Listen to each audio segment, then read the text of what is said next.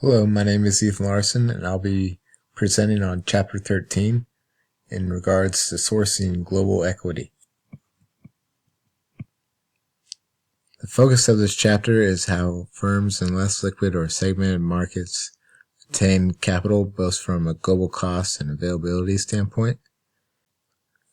And to implement the goal of gaining access to global capital markets, the firm must begin by designing a strategy that will ultimately attract international investors. Now, I'll go ahead and talk about how to design these strategies, in addition to choosing alternative paths to access global markets, which the following are required below. The first is restructuring of the firm. Second is improving quality and the level of disclosure. And third is making accounting and reporting standards more transparent to foreign investors.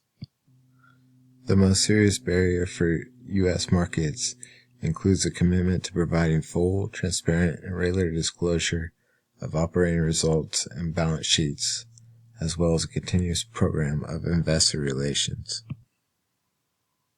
Designing a strategy to source global equity requires that management agree upon a long-term financial objective and then choose among alternative paths to get there. This decision-making process is aided by an investment bank acting as an advisor to the firm. Investment bankers are main point of contact with potential foreign investors, as they know what they currently require and can help navigate the numerous requirements and barriers that must be satisfied. Investment bankers usually prepare the required stock if an equity issue is desired. Also, they help price the issue and maintain the share price to prevent it from falling below its initial price after the issue date. So the exhibit below shows the alternative paths to globalize the cost and availability of capital. And most firms raise their initial capital in their own domestic market. However, most firms that have only raised capital in their own domestic market are not well enough to attract foreign investors. Steps to bridge this gap include conducting an international bond offering or cross-listing equity shares on more highly liquid foreign stock exchanges, as seen in the exhibit below.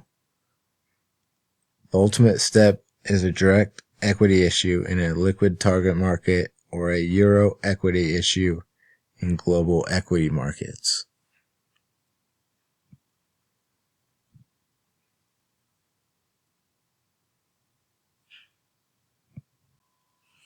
Below is 4 objectives of cross-listing shares on a well-developed foreign stock exchange. The first is to improve liquidity and support a liquid secondary market for new equity issues in foreign markets. Even when a firm's shares are not listed on foreign exchanges, foreign investors can purchase shares through brokerage. The second is to increase its share price by overcoming mispricing in a segmented and illiquid home capital market. Foreign firms that enter U.S. capital markets to raise new equity capital in a public offering experience a positive change in shareholder wealth, whereas those in a private offering experience a negative shareholder wealth. The third is to increase the visibility and political acceptance by enhancing corporate image, advertise trademark and products, and also to get better local press coverage. The fourth is to create a secondary market, since shares listed on foreign liquid exchanges create a secondary market and let shares become more liquid and thus more valuable. The compensation or the acquisition becomes a lot more attractive from this. This slide details the alternative instruments to source equity in global markets.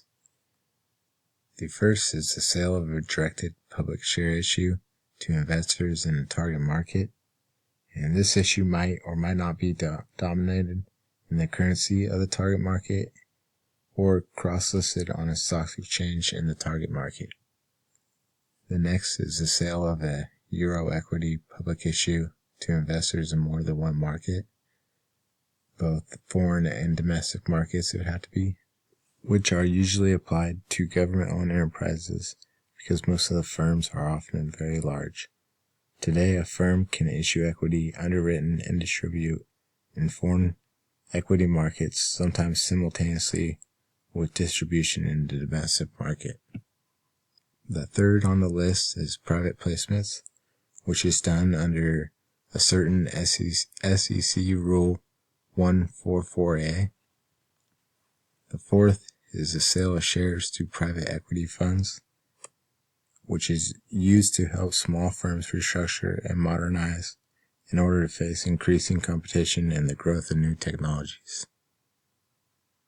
The last is the sale of shares to a foreign firm, where strategic alliance is normally formed by firms that expect to gain synergies by sharing costs of developing technology, gaining economies of scale, or bringing financial assistance between the firms.